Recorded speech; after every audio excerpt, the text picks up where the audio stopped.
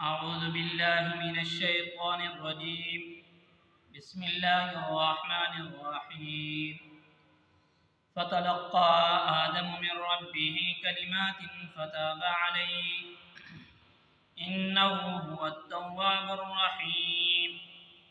قلنا اهبطوا منها جميعا فإما يأتينكم مني هدى فمن تبع هداي فلا خوف عليهم ولا هم يحزنون والذين كفروا وكذبوا بآياتنا أولئك أصحاب النار هم فيها خالدون. صدق اللہ العظیم. سورۃ البقرہ آیت نمبر 37 سے لے کر 39 تک آج کا درس قرآن ہے. ان آیات کے اندر اللہ تبارک و تعالی نے حضرت آدم علیہ نبینا علیہ السلام اور بی بی حوا علیہ السلام کا واقعہ پچھلے آیات کے اندر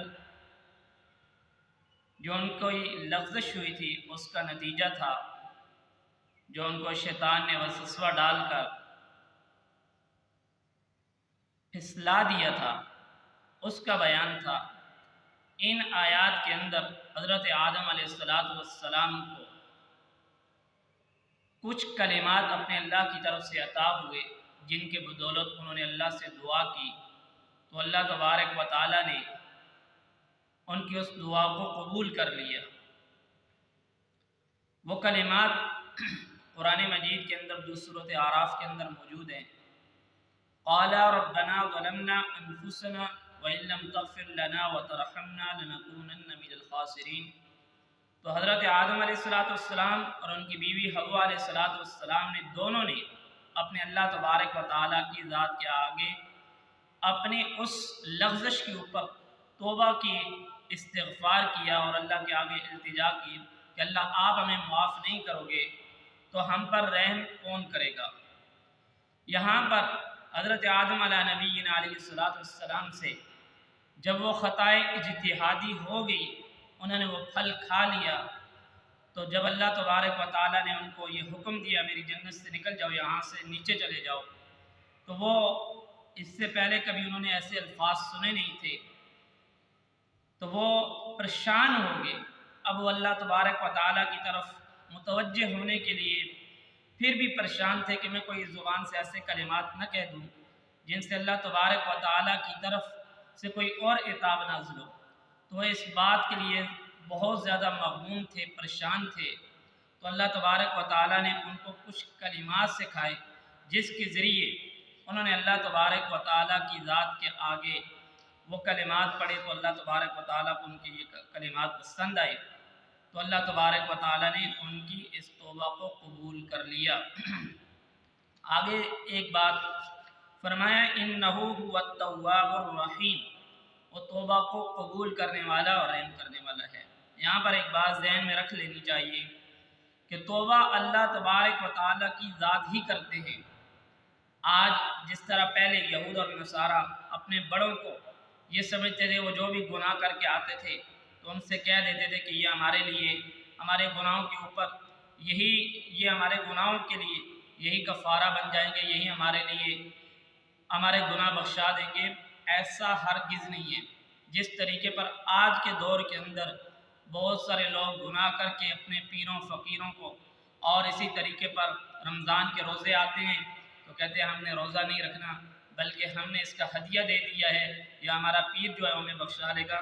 قرآن کہتے ہیں انہ هو التواب الرحیم، کہ توبہ کو قبول کرنا یہ اللہ تبارک و تعالیٰ کی ذات کی ہے. قلنا اہبطوا منہا جمیعا، تو ہم نے حکم دیا کہ نیچے جاؤ یہاں سے تم سب. پہلی آیت کے اندر جب حضرت آدم علیہ السلام سے وہ لغزش ہو گئی تو وہاں پر جو حکم تھا وہ حاکمانہ تھا. یہاں پر جو حکم ہے وہ حکیمانہ ہے.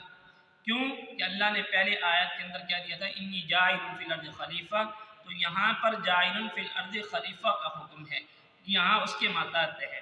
فَإِمَّا يَأْتِيَنَّكُم مِّنِّي هُدًى فَمَن تَبِعَ هُدَايَ فَلَا خَوْفٌ عَلَيْهِمْ وَلَا هُمْ يَحْزَنُونَ. پس اگر تم کو پہنچے میری طرف سے کوئی ہدایت فمن تبع ہدایا، تو میری اس ہدایت کی اتباع کرے گا، فلا خوف علیہم ولا هم یحزنون، تو نہ ہی اس پر کوئی خوف ہوگا اور نہ ہی اس پر کوئی غم ہوگا۔ خوف کہتے ہیں آئندہ آنے والی کسی مصیبت پریشانی کا لاحق ہونا، اور غم کہتے ہیں کسی چیز کا فوت ہو جانا۔ جب انسان اپنے اللہ کی ہر چیز میں فنا ہو جائے گا، محبت میں، نہ اس کو کوئی خوف ہوگا نہ کوئی غم ہوگا۔ اور آگے اللہ تبارک و تعالیٰ نے فرمایا والذین کفروا وکذبوا بآیاتنا اولئک اصحاب النار، وہ لوگ جنہوں نے کفر کیا اور جھٹلایا ہماری آیتوں کو، اولئک اصحاب النار، یہ لوگ دوزخ والے ہیں، ہم فیہا خالدون، تو یہ اس میں ہمیشہ رہیں گے۔ یعنی جب یہ ہماری آیتوں کی نافرمانی کریں گے، جب یہ ہماری باتوں کو نہیں مانیں گے، تو یہ ہمیشہ جہنم میں رہیں گے، اور گناہگار مومن وہ اپنی سزا بھگتنے کے بعد بالآخر جہنم سے نکال دیا جائے گا۔ اس لیے ہمیں چاہیے کہ ہم اللہ تبارک و تعالیٰ کی ہر بات پر عمل کریں۔ یہاں پر ایک بات سمجھنے کی ہے کہ اللہ تبارک و تعالیٰ نے جب انسان سے گناہ ہو جائے، اللہ کی نافرمانی ہو جائے، تو کس وقت انسان کی توبہ ہوگی، ورنہ وہ توبہ نہیں ہوگی۔ علماء نے لکھا ہے کہ گناہ کرنے کے بعد 3 چیزیں اگر موجود ہوں تو وہ توبہ قبول ہے، اگر نہیں ہے تو توبہ اس کی قابل قبول نہیں ہے۔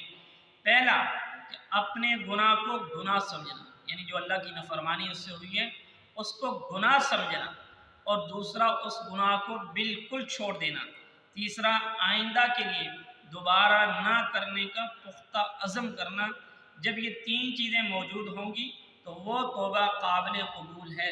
اگر یہ 3 چیزیں موجود نہیں ہیں، انسان بار بار اللہ سے مانگ رہا ہے اور ان چیزوں کا پھر اصرار بھی کر رہا ہے، ان کو دوبارہ کر رہا ہے، تو وہ توبہ نہیں ہے، انسان سے گناہ سرزد ہو گیا۔ ان 3 چیزوں کا خیال رکھے گا تو اس کی توبہ قابل قبول ہوگی۔